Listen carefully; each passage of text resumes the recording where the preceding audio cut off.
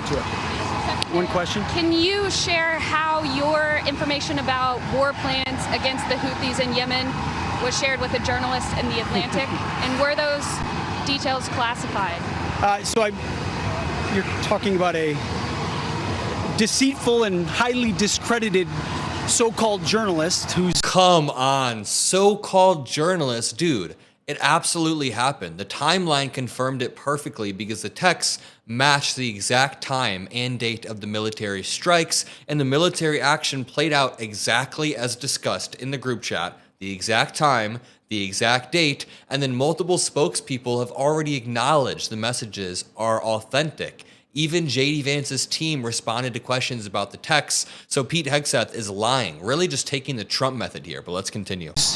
Made a profession of peddling hoaxes time and time again, to include the hoaxes of Russia, Russia, Russia, or the fine people on both sides hoax, or suckers and losers hoax. This reeks of desperation, by the way. It also reeks of booze, but mainly desperation. This is the guy that peddles in garbage. This is what he does.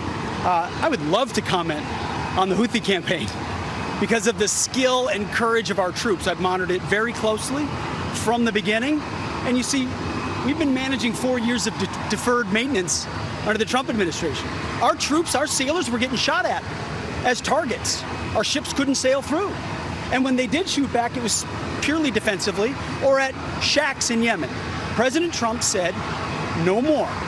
Okay, you guys realize what this is, right? It's purely performative politics. And you know, my grandma texted me the other day and asked me, hey, you use the word performative a lot in your videos. So I responded, she said, what does that mean? What do you mean performative? When I'm talking about performative politics, I mean making a show with very, very little substance just to virtue signal, just to gain attention. It almost reminds me of some pastors. Not all, I mean, some are very, very good, but some of them that are very loud and performative, and there's not a lot of substance, but you're just kind of being very symbolic and theatrical to serve political optics rather than actual solutions or apologies. But I mean, and then Pete Hegseth gets asked the big question, why were these details being shared on Signal? Exactly what we're doing as we speak from the beginning, overwhelmingly. Why were those details shared on Signal, and how did you learn that a journalist was privy to the targets, the types of weapons used? I've heard I was characterized. Nobody was texting war plans, and that's all I have to say about that. Right, Thank you. Appreciate it. The NSC said it was. Dude, all right, we cannot let Pete Hegseth get away with these blatant lies because he really didn't deny the facts outright. He just smeared the reporter. He smeared the reporter and used the classic Trump deflection tactics. Whenever Trump is caught in a scandal, his first move is to always attack the messenger, and then instead of disproving the reporting, he tries to basically attack. But if we go to the source messaging, which we need to do, we need to make sure we're pushing back on Pete Hegseth, who is currently trying to control the narrative and rewrite history as it's happening. I mean, if he can get sound bites into these right-wing spheres and we don't push back, then we aren't doing our job. But if we scroll down, the article includes the text from Hegseth, the Signal text from J.D. Vance, and the reporter says he decided not to include the specific private war plans because they're still a threat to national security. This dude, this random journalist, and when I say random journalist, he's a very, very popular, credible journalist with The Atlantic, but I just mean random in the context that he doesn't belong in our national security group chats, but I guess he belongs more than J.D. Vance and Pete Hegseth, so it's all just a mindfuck. But this dude is more careful with our national security than J.D. Vance, than Pete Hegseth, and this is a terrible, terrible scandal that the Trump admin has found itself in. All right, check this out. MAGA supporters are really having trouble coping with the fact that Trump's leak today, the Signal group chat leak, is a national embarrassment. Not just a national embarrassment, but it is a staggering failure of operational security coming from Pete Hegseth, who already had a questionable background and promised us that he was qualified. Well, the Trump admin, as you know, accidentally included a random journalist in a private Signal group where top officials like Pete Hegseth, Tulsi Gabbard, J.D. Vance, and others were openly discussing an imminent military strike on Yemen, and Trump supporters cannot cope with it. Like, look at this, for example. Mark Raymond on Twitter said, "This is legitimately one of the funniest responses I've ever seen in my 18 years on this website." And Tim Walz quote tweeted the Atlantic article that describes this massive failure of operational security. And Tim Walz said, quote, "Pete Hegseth texting out war plans like invites to a frat party." And then someone in the response, some Trump supporter, is having trouble coping and starts to come up with all of these conspiracy theories and says, "This is called transparency, you liar. This is something the Democrats have no idea about. You just sit in back rooms talking about how you can destroy our country. Please crawl back into the hole you came out of. Hearing your voice, seeing your face makes me nauseous." All right, so an absolute massive leak. I mean, adding a journalist to a group chat where you're talking about national security matters and therefore putting our personnel in danger is apparently just quote unquote transparency. And keep in mind, I just want to highlight really quickly a massive distinction. This wasn't just random military chatter over Signal. Sometimes that does happen. I mean, they find times and places to have meetings over Signal. But you don't actually send the specific operational intelligence like details on the targets, details on the weaponry, details on the attack sequencing. You don't send that through Signal. That's the kind of information that, if leaked to a hostile foreign actor or any sort of adversarial power, could have endangered many of our U.S. military personnel and compromised the entire mission. So what Patty Schulmeister is saying about transparency is complete BS. Even Hillary Clinton came out and said, eyeball emoji, "You have got to be kidding me." And as you guys were saying earlier, I never want to hear Trump supporters talk about the emails ever again. Or there was that one time where Biden and his admin accidentally posted a photo of an IDF soldier. I never want to hear about any of this ever again after Trump has messed up so many times. But check out this person who's coping so hard, they're basically in a different reality at this point. They said, regarding the Signal chat in the Atlantic article, "The minute I read the chat, my very first thought was that Goldberg was specifically and deliberately included so that he would leak what he saw to the public. The idea was to let Europe know just how unhappy American leadership is with Europe's unwillingness to pull its weight back militarily."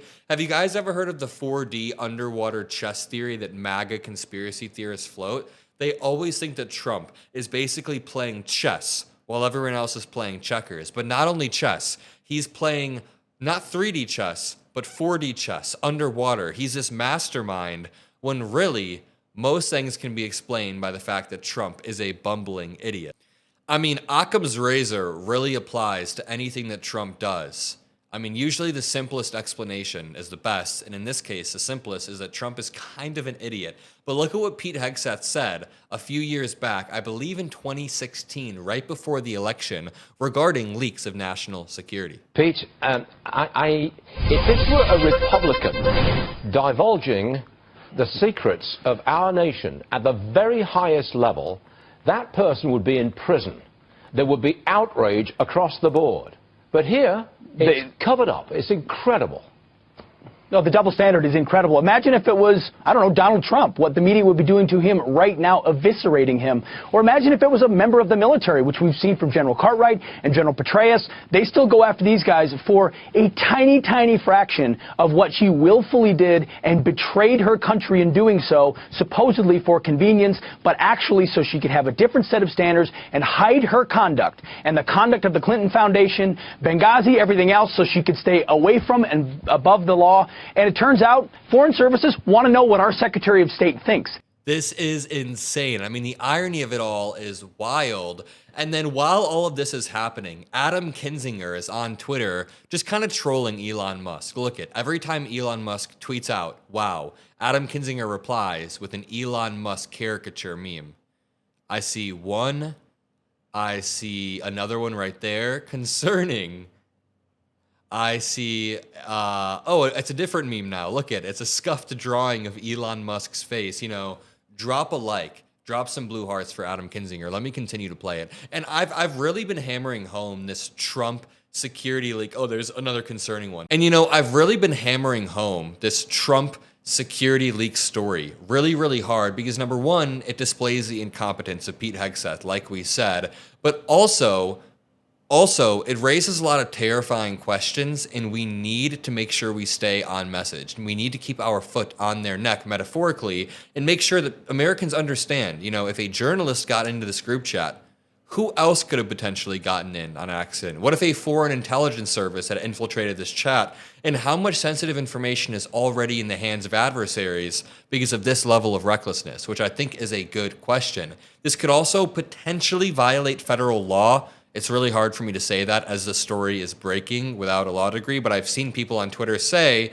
that the Espionage Act strictly governs how classified and sensitive national defense information is handled, and this probably doesn't follow those strict guidelines. But look at this. There's a subreddit called r/conservative. On Reddit, you can create different communities, and this one has a bunch of Trump supporters. In this community, somebody posted the Atlantic article, and people were kind of mad. These people are having trouble coping as well. It says, for fuck's sakes, FFS. I mean, seriously, they were using Signal to communicate real-time military planning and actions. And even if that was okay, which it certainly is not, they accidentally added a freaking reporter to the Atlantic, to the text group, and no one noticed. Unacceptable on every imaginable level. Just absolutely reckless. Even some conservatives are saying so. This person on the conservative subreddit has conspiracy theory brain and said, I call misinformation op, but we'll see. Just absolutely insane stuff. Check out Pete Hegseth, I think less than a week ago, saying that we are going to not be a joke on the national stage. Under the previous administration, we looked like fools. Not anymore. President Trump has reestablished American leadership. The F-47 is part of it. And Mr. President, thank you for having the courage to do it and leading the way for all our warfighters. Thank you. We look like massive fools because it is recklessness at the absolute highest level. These officials are not some low-level bureaucrats. They are not low-level bureaucrats. Do you guys remember this dude, Jack Teixeira? He basically leaked a bunch of sensitive intel on Discord, and it led to a bunch of articles like former Air National Guardsman sentenced to 15 years in prison for unlawfully disclosing. Either way, that's way, way different than the effing vice president, the Secretary of Defense, the National Security Advisor, and Tulsi Gabbard, who is the Director of National Intelligence, discussing policies. And again, not any minor policies like, oh, what time are we going to meet? How are we doing? What's the, like, if J.D. Vance was talking about his general feelings about Europe, it would still be a lapse of a security, but they were discussing an intense, detailed war plan involving high-stakes strikes in a volatile region at specific times, specific dates, and they were even including the strike patterns. And they didn't even notice a journalist was in the chat. Like, was everyone stoned when this was happening? And again, I just want to take it back to where we started. The biggest irony is that Trump ran in 2016 on the idea that Hillary Clinton's private email server was a national security threat. Now he's done this a bunch of times. Somebody on Twitter, in response to the official story, said, the leak was intentionally to catch a mole. The mole needs to start planning a vacation to Cuba now. I mean, dude, who is this person? Who is this person? How do they believe this stuff? Retired firefighter, paramedic, 25 years, worked 10 years in law enforcement, anti-commie, zero crypto. I mean, I'm sorry, man. Whatever algorithm this dude is on is absolutely failing him. Someone said, this is an obvious overreaction and manufactured by The Atlantic, so there's no credible source.